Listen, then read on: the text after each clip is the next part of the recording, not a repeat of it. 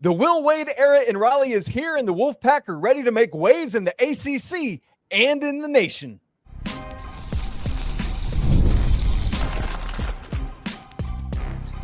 You are Locked On College Basketball, part of the Locked On Podcast Network. Your team every day.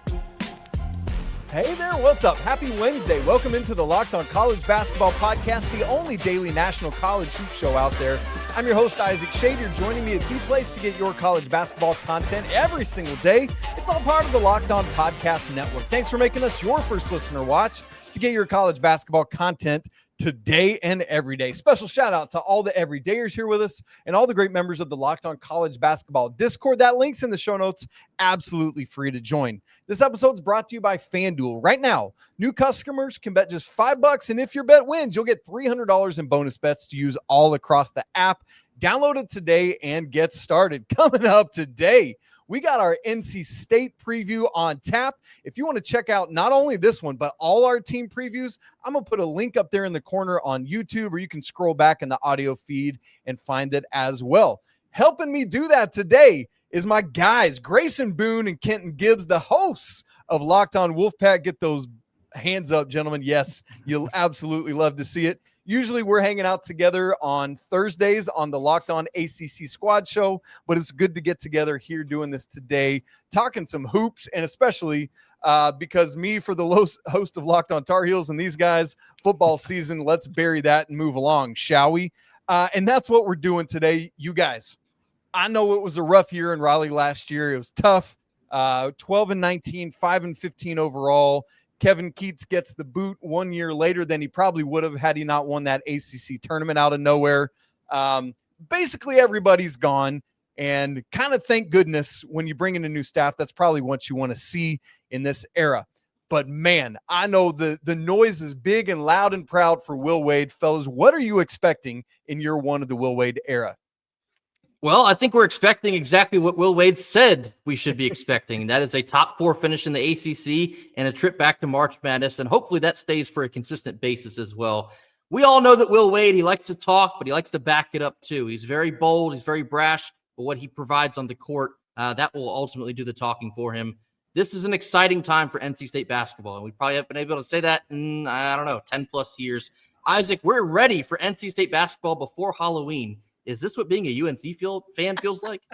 I think so. KG. I'll tell you what, when I moved down to North Carolina, one thing that I had to learn very quickly is the state fair is a huge deal down here, right? Now, fun fact, Grayson, what exit do people get off on to arrive at the state fair? Wade Avenue, baby. Wade Avenue. Here's the thing. Wade Avenue is always where the traffic is. It's always where the noise is. It's always where all the great things are happening at this time of year. This year is no different. It just happens to be the fireworks are going to be inside the Lenovo Center instead of at the fairgrounds. I'm trying to tell you, when you say what should we expect out of this team, I am a firm believer in ceiling, floor. You know, where do you meet in between? Yes. I think this team's absolute floor is much higher than many people in the nation realize. I think that this team's floor, because of how much experience they have and how this team is composed. This team is composed of a bunch of guys who are not individual superstars. This is not the Monstars where everybody is going to be playing in the league for 15 years. These are a bunch of guys who, this person's good at this person's good at that, this person's exceptional in this way. And so what you're going to see is a bunch of guys who are talented and who gel and mesh together in a very meaningful way. When you saw the exhibition game a few days ago, right, a lot of people wondered, well, you know, a Will Wade coach team is going to need toughness, going to need edge. Where's that going to come from? Less than 5 minutes in, Grayson and I are tweeting about, Quadir, Copeland and company mixing it up already. You're doing a little bit of chirping already, getting a little bit physical already. This team brings everything you could want and need in terms of the playmaking via a Trey Holloman, in terms of a all-around scorer, a guy that you could just roll the ball out to in terms of a Darrion Williams, and game-winning shot, ice in his veins, Paul McNeil in this exhibition as well. The lone returning player on this squad. The lone returner. The lone, the lone survivor. I was about to say the last of the Mohicans, if you will. You know what I'm saying? I will. He's the last one. So you've got everything you can need defensively. You've got multiple guys that can do that. In terms of shooting the ball from the outside, you've got multiple guys that can do that. So this team is just composed in a way. I think their floor is super high. I think their ceiling is super high. You know, Grayson, what's interesting to me is like what Kenton just said there about like a couple minutes in, everybody's chirping. You were talking about the edge that Will Wade has. Pop it off for the people watching. You got a Will Wade gangster shirt on right now. I love it. I love to see it. And fellas, I feel like, you know, you often think about like a coach fitting a culture and a DNA, and it just feels like Will Wade and the edge about him in a very Dave Doran sort of way, although I know that's kind of on the right now. But like it feels like the fit is there in terms of who NC State is in the DNA and how Will Wade then brings in dudes that embody that as well. Am I seeing that correctly? You are dead on. And that's something we discussed in the way that he brought in the players that he did, like a Quadir Copeland. Previously at Syracuse, played with McNeese for a couple years with Will Wade. He plays with an edge to him. You love him if he's on your team. You probably hate him if he's not. I think the same can be said about Trey Holloman. He's a very edgy guard from Michigan State. Got in a couple scuffles last year, namely one with Michigan. Not a lot of people love this guy. But again, if he's playing for you, he has that scrappiness and that edge to him. And that is the Will Wade personality. He likes to talk a little bit, like I said, but when he backs it up, a lot of people are kind of rubbed the wrong way by that. His opening presser, he says, we are going to the NCAA tournament, and we will be a top 4 team in the ACC.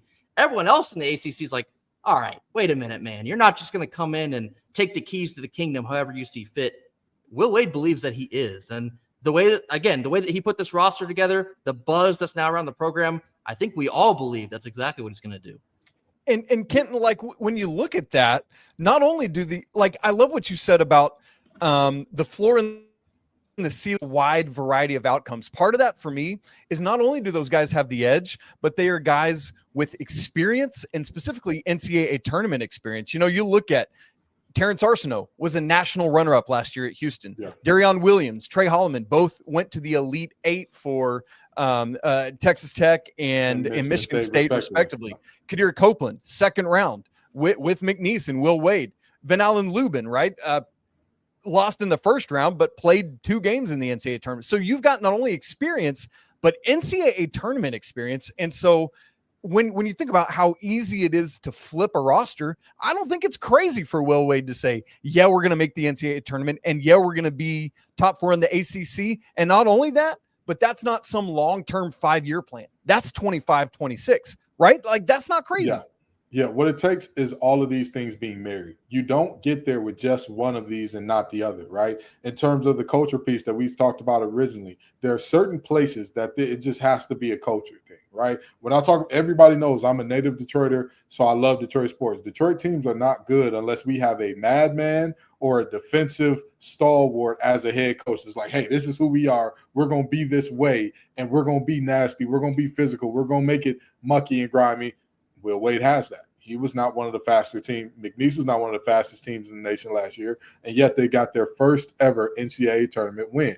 You talk about the experiences in the regular season as well as the NCAA tournament, and yet who took the game winner last night? Who did they trust to roll the ball out to and say, hey, man, figure it out. We ain't gonna draw up nothing crazy for you. That's the old that's the old Gottfried offense. That's the clear out. Get one got a ball and everybody else get out the way. And Paul McNeil hits a crazy step back last night. How do you think he develops that ability and that muscle? And why do you think the play was called for him instead of a Darrion Williams? Why do you think the play was called for him instead of Trey Holloman?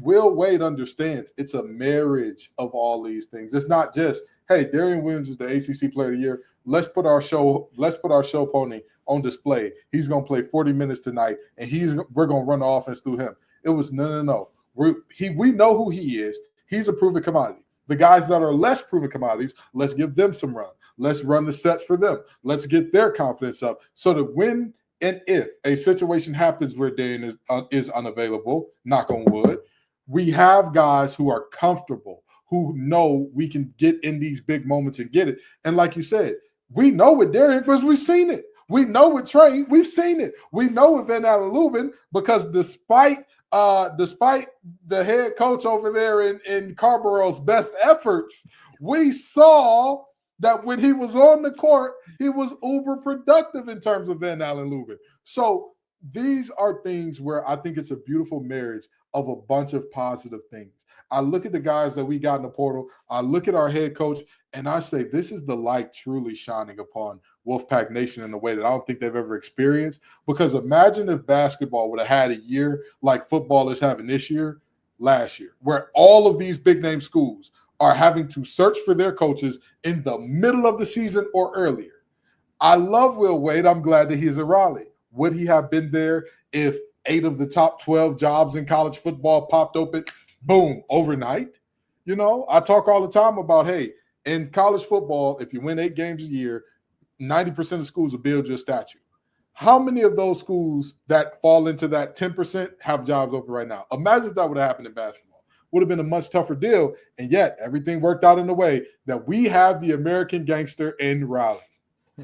And it feels like this is part, like if we zoom out beyond NC State to the ACC level, this is part of what's going to help bring the ACC back, is getting high-level coaches in, just like what has made the SEC so good. And so getting a Will Wade, getting Ryan Odom at Virginia, all of that is good for the conference. So in Raleigh and beyond, man, this is a great thing to have happen. Now, fellas, we've been talking some about that exhibition game. I want to ask you, because, man, some balanced scoring happened on Sunday night. 4 players with 16 or more points. I want to look at the makeup of this roster, get starting 5 predictions, because Sunday night was not what I thought it would be for the starting 5. We'll look at that and more coming up in just a second.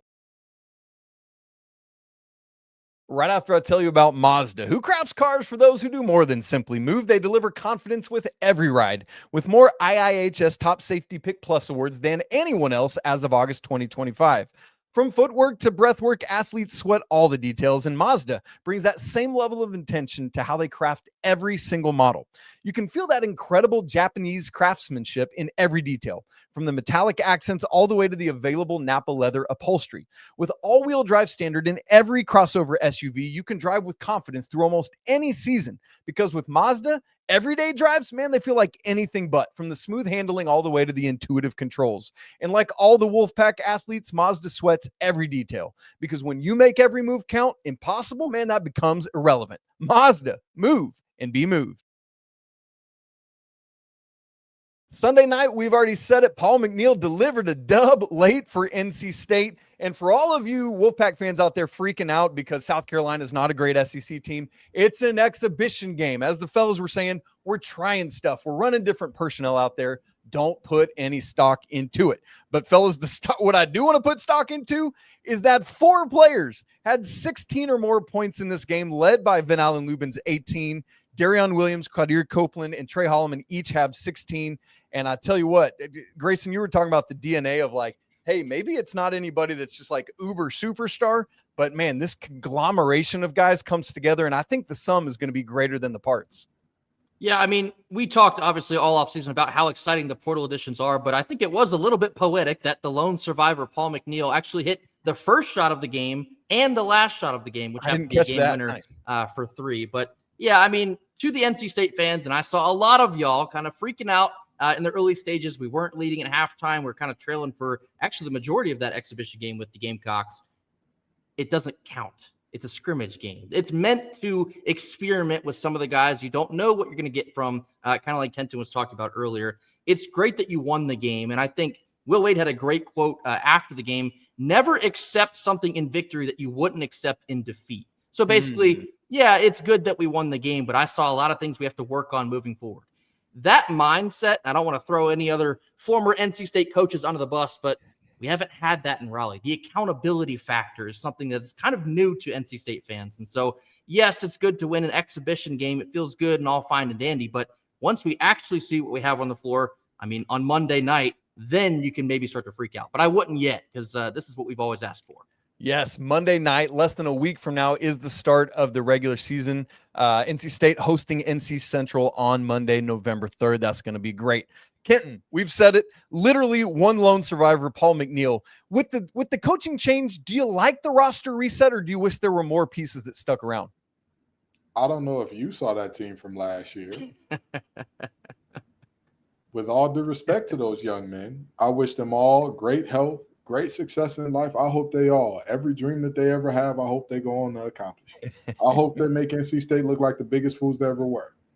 But what I saw, not only on a compilation of talent basis, on an individual basis, I thought at max there were 3 guys that I wanted back. And I don't think many of Wolfpack Nation would disagree with that number because, again, there was a lot of things that we saw where we were just like, we were an undersized team that could not shoot nor rebound. That's not a winning combination. Not exactly. What can you do with that, right? Yeah. Like, even if you say, oh, we're going to whoop the wheels off teams in the break, how do you get there without rebounding? Oh, we're defensively, we're going to shut them down and lock them down. That's never been Coach Keats' calling card. His calling card was always force turnovers, make it chaotic, and then run. We weren't able to do that. So I look at, would I have wanted more players to stay back? Not really, especially when you see who you replaced them with. With all due respect, we did not have a Darrion Williams on the team last year. Yeah. And let's be honest, if Darrion Williams was 3 inches taller, if his arms, if his reach were about 2.5 inches longer, right? Like, this is a very unfortunate thing for him, but it's a great thing for Wolfpack Nation that the arms is a little too short for him to say he's a guaranteed lottery guy, because that's what he is, and that's what he plays like. He plays like a guy that, when he gets to an NBA franchise, he's going to be instantly ready. He's not a project. You may know his limitations defensively or on the boards, or, he's a tweener and all that. There's positionless basketball anyway now. So you didn't see a guy like that. You didn't see a guy like a Terrence Arsenault on this team last year. You didn't see a playmaker to the level of a Trey Holloman last year, which was a large part of the Wolfpack attendance problem with this team last year. So all in all, do I want more players from last year coming back? With all due respect to those men, and again, I wish them all the best in life. I wish them all the best for the rest of their careers. No, I'm good. We're all good here. And fellas, we've mentioned most of the I think the transfers that are going to get most of the time, but also want to at least mention Alan Breed also coming over from NC State, 2 Florida State Seminoles, and Jerry Dang and Scotty Abube coming in, as well as Colt Langdon from Butler. But I want to ask, I think, NC State brings in Matt Abel, 28th in the class at 247 Sports, as well as Micah Wilkins, just outside the top 102 international players. Fellas, as you look at what those guys can bring to the table this year as well, what are you seeing, Gray? I think the outside of the main rotational pieces, I think Matt Abel is the most intriguing of those, because he was a Miami flip and a 5-star commitment, one of the higher recruits we've had in recent memory, if you can believe that. Well, actually, probably most of you can. But Matt Abel, exciting player. He had one hell of a summer going around the entire country, several different showcases. He was the MVP of a couple of those. A high flying, he can shoot it from the outside, just super athletic young kid, and actually got his first college points. I know it was an exhibition game, but it was a poster dunk. So exciting way to announce yourself at the college level. I think he's going to be a very interesting piece to keep an eye on how much run he does get, because if he can be a solid rotational piece, it only takes both the ceiling and the floor that much higher for this group. So I think Matt Abel, if you're looking for maybe someone outside of the regular group, that'd be a name to watch. Yeah. And as we look at the starting 5, guys, my assumption this whole offseason has been Trey Holloman, Copeland, Arsenault. Hope, dear goodness, please let Terrence Arsenault be healthy this year. This poor guy has struggled his whole career. Good night. And then a starting front court of Darrion Williams and Van Allen Lubin. But instead of Trey Holloman, we got Paul McNeil starting on Sunday night. So as you guys look at the shape of it, do you think that was a one-off in place of Trey Holloman, or do you think, Kenton, that's what Coach Wade's going to go with for his starting 5? I think that's a one-off. Trey Holloman showed himself to be the most effective floor leader. If there was any doubts about who was the most effective floor leader, NC State had 8 assists all game. Obviously, in the words of Matthew McConaughey, in Wolf of Wall Street, you need to pump those rookie numbers up, right? But of those 8, Trey Holloman had 3, right? You talk about what NC State did from deep last night. Much better than our average from last year. I believe they were at about 37% or 36 points, something in that range last night from deep. What did Trey Holloman contribute to that? I believe he was 2 of 2 in this one. So I'm not saying that, Trey Holloman is – we should be expecting – Derrick Rose 2.0 or something like that. No. That's not him. He's not that guy. He's good at what he's good at. He's good at being a steadying presence and force within an offense. He's good. He's the perfect point guard to play with a Darrion Williams, if you think about it, because he's a much better match to be the point guard for a Darrion Williams than a Paul McNeil. Why do I say that? Because Paul McNeil is best when he's looking for his shot, when he's creating his shot. That's the ability he has that you can't coach it, you can't develop it. He wakes up out of bed ready to hit that big shot. Great for him. He needs the ball in his hands to create that shot more often than not. Trey Holloman, he can stir the pot, feed D. Will where he needs it, or he can stand in the corner and say, hey, whenever you're ready, D. Will, when they double down and collapse on you, I'll be right here wide open. And Darrion Williams has proven himself to be the type of playmaker that can hit that skip pass and those types of things. So I look at this and I say to myself, I'd be surprised if after what we saw with how well the offense functioned and rolled while Trey was in, he doesn't end up as the starting point guard on night one. To put the numbers, Kenton was right on with where it was at. 7 of 19 from beyond the arc, 36.8%, or 38.6%. Excuse me, I've flipped it around there. 36.8. I was right the first time. Last year, Wolfpack 32.2 from beyond the arc, like 260th in the nation. And so, yeah, smelly, stinky. Let's get rid of that. Grayson, I want to move on to looking at the schedule here in a second. But before I do, any pushback or different thought about that starting five? No, and I think for this team, it's going to be a group where maybe the starting five doesn't matter because you're going to see a constant rotation of probably 7 to 8 and maybe even 9. And I think, again, it's not going to matter who starts. It's just going to matter who comes in and contributes the most. Yeah, so I think you're looking at probably Darrion Williams, Paul McNeil, Quadir Copeland might handle some of the ball handling responsibilities, which is kind of weird because he's a 6'6" guard, maybe sometimes a forward, but he'll be in there a bunch. I think Terrence Arsenault, we pray that he is healthy because he will be maybe an X factor for this team. He'll be in there a bunch. Obviously, Van Allen Lubin, and then Trey Holloman and Matt Abel, too. I think those are going to be your top-level players for the majority of the season. I love it. Well, we do want to move ahead to looking at the schedule for NC State, what this thing's going to look like in the non-con schedule. Got that return game with Kansas from last year. And then, of course, the ACC slate where the Wolfpack only have one game each against both Duke and Carolina, and both are in the Lenovo Center. Very interesting. We'll unpack all of that in just a second. Right after I tell you about Peloton, who is shaping the future of fitness with the brand new Peloton Cross Training Tread Plus, powered by Peloton IQ. It's their most advanced equipment yet, designed to give you real-time guidance and endless ways to move, whether you're running, lifting, or cross-training with your favorite instructors. This is training reimagined. Peloton is built for breakthroughs with tools that help you plan and stay motivated and reach your peak performance. I love how the Peloton IQ system offers real-time strength coaching. It actually tracks your reps. It suggests the right weights for you, which I need because I'm terrible about knowing my workout routine, and it corrects your form, helping make sure that every rep is both safer and smarter. And the personalized class recommendations, man, they keep you engaged. You're going to get workouts tailored to your vibe and energy level every week. So go ahead, let yourself run, lift, train, flex, and push forward. Explore the new Peloton Cross Training Tread Plus right now, today at onepeloton.com. All right, fellas, let's look ahead to the schedule. We'll make some season predictions as well. I'm going to start with non-con, where the ACC bumps back to 18 games this year, so NC State will play 13 non-con games. I'll just highlight the key matchups, which usually I just want to look at the Power 5, but Monday, November 17th, hosting VCU, Will Wade's former school, so that'll be a lot of fun. But then the high major games, Wolfpack headed out to Maui this year. Sadly, unfortunately, it's not quite the field that it was in the past recent couple years, but still a fun field, opening up against Seton Hall on Monday of Thanksgiving week, and then either USC or Boise State, and then wrapping up with Wazoo, Arizona State, Texas, or Chaminade. It's a Chaminade year. They're in and out every other year now. And then the other three critical high major games, Wednesday, December 3rd in the ACC SEC Challenge down at Auburn, who are now Bruce Pearl-less.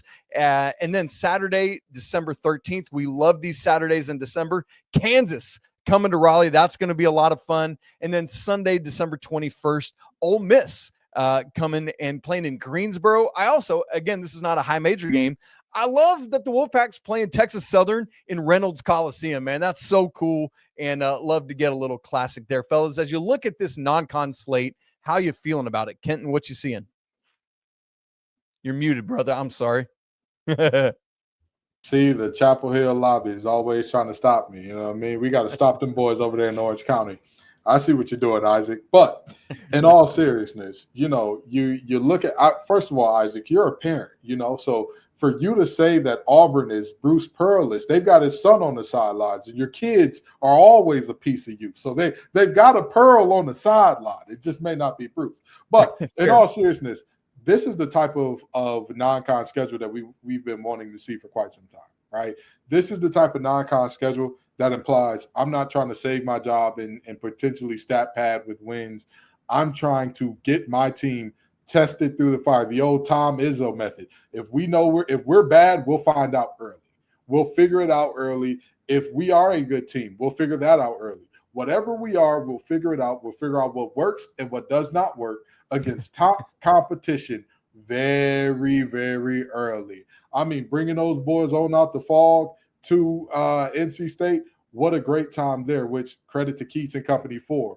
And you have all of these great games lined up, the ACC, SEC challenge, and all these things. This is a great non-con schedule. This is the type of non-con schedule that you definitely want to see. And two opponents that would be on the quote-unquote undercard of this, but I also want to give Will Wade and company credit for scheduling. You've credited Texas Southern. I want to call out North Carolina Central. It's a team that's right down the street. Both of those are historically black colleges. And when you talk about getting those money games in football, people end up getting seriously hurt in some of those. That doesn't happen in basketball. You get embarrassed in basketball, you just end up on a poster, right? You end up on somebody's screensaver and you're on the wrong end of a dunk.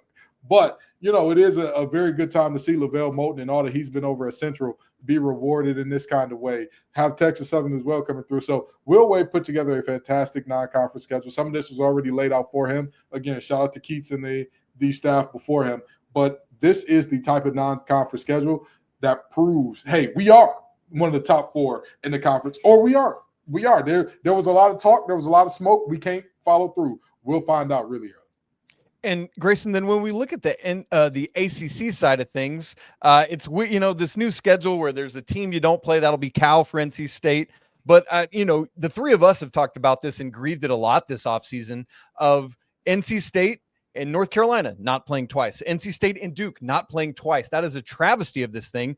But hey, I guess the good news, at least this year for the Wolfpack, is one game against each of those two schools, both of which are going to be in Raleigh. Grayson, I think that's probably the highlight of this schedule. How does the ACC lay out in your mind? Yeah, I was going to say, if you're only going to get one game against each of the other triangle schools, they could be both at home for you. Couldn't ask for a better situation than that. But I'll go a little bit further also. I mean, obviously, your home and away is with UVA, so we'll see what they do in year one of Ryan Odom. I expect they'll probably be pretty solid there. Miami is another. Is the other one? Wake is the other one, yes. Yep. Miami is interesting. What do they do in their first year of Jay Lucas? That game is in Raleigh. Only play them once, and that's in Raleigh. I think the lone tough road test in the ACC is going to be on the road at Louisville. They're probably going to be, maybe a top 10 team in the country. That will be a tough test. We'll see what we have by the time that February rolls around. But in terms of the non-con and the ACC schedule, it lines up to accomplish everything that you want to accomplish. If you want to showcase that you're a battle-tested team that can get it done in March, this is the schedule to do so. It's going to be laden with quad one opportunities. Can you get them done? That will be the question. But there will be no shortage of opportunities, to say the least. And man, and that's the nice thing in this day and age, the selection committee is not just looking at wins and losses. They're looking at that strength of schedule and the metrics and all that. And so even if you take some lumps in some of those higher games, it's okay. All of that said, fellas, let's make some predictions for this thing. We've talked a lot on the show today about top 4 for NC State in the ACC. How realistic is that in your mind for this year? Because I'm going to go ahead and say I think it's a very real possibility that we're looking at a double bye for NC State in the ACC tournament.